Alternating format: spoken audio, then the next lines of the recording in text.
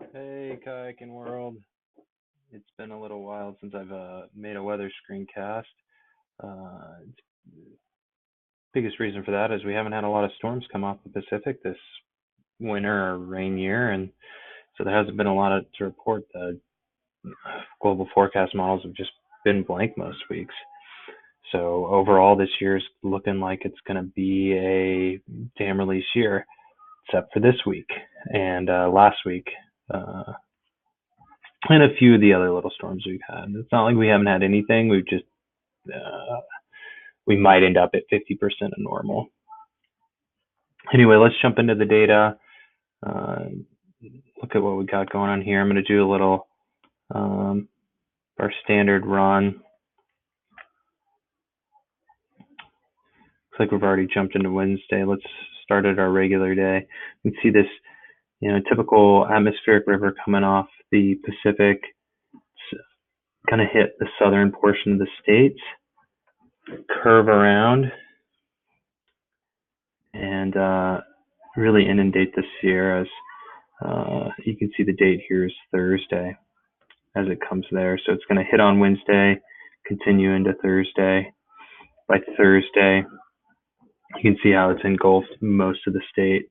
You see these pockets of bands where there's just a whole lot of precip. It's going to be a much warmer storm than the last one. We've had mid-elevation snow, as low as Pollock Pines and I want to say in Khyber's area this year. And so that's been different from years previous.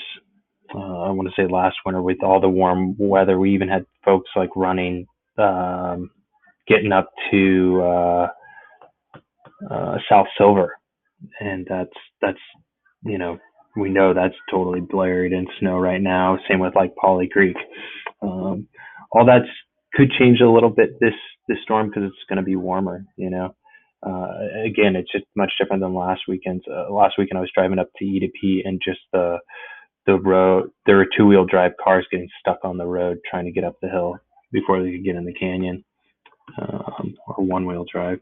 And then after this big event, the radars kind of blink again. This mitigation march is going to come to an end as we get into April, and there's basically nothing else on the radar.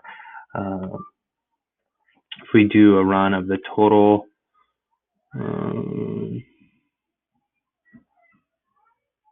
accumulated precip, we can see, sorry, I'm running it backwards. No, we'll run it forwards. You can see that we're looking at, between 5 and even 10 inches in some of these hard areas of the Sierras. It's a little scary for the folks in Southern California where the model's so high there. And then this little pocket in the Central Valley is still going to get a lot of water, but not nearly as much as the Sierra Nevadas or the northern coastal range. So what's that look like for our River Forecast Center? I can see that Khyber should come in for the first time this winter, I want to say, at a good boatable flow later in the afternoon on Thursday. And even early morning Wednesday. And hopefully we'll stick in through Saturday. But if you could get Friday off work, that would be a good option. Here's the South Fork American at Placerville, looking at a peak of around 7,200.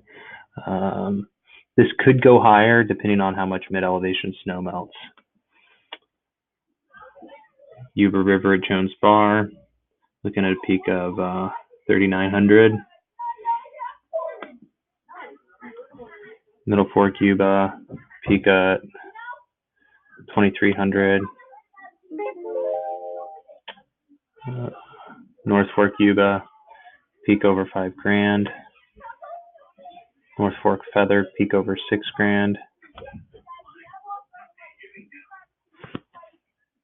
Merced River, peak over just over 1,000. Arrow Hondo, ooh, that could be exciting. This creek's only seen like one ascent. Could come up to 700 on Thursday, descending into Friday.